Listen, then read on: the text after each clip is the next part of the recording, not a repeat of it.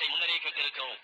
நாங்கள் நாடினால் இதைப்போல் சொல்லிவிடுவோம், இது முன்னோர்களின் கட்டுக்கதைகளே அன்றி வேறில்லை என்று சொல்கிறார்கள்.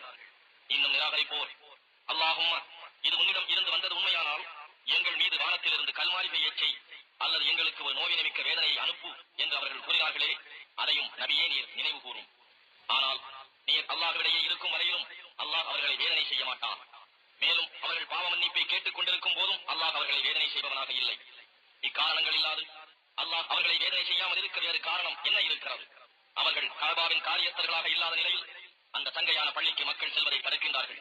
அதன் காரியஸ்தர்கள் பயபக்தி உடையவர்களே அன்றி வேறெவரும் இருக்க முடியாது. எனினும் அவர்களில் பெரும்பாலோர் இதனை அறிய மாட்டார்கள். அப்பள்ளியில் அவர்களுடைய தொழுகை எல்லாம் சீட்டி அடிப்பதும் கைதட்டுவதுமே தவிர வேறில்லை.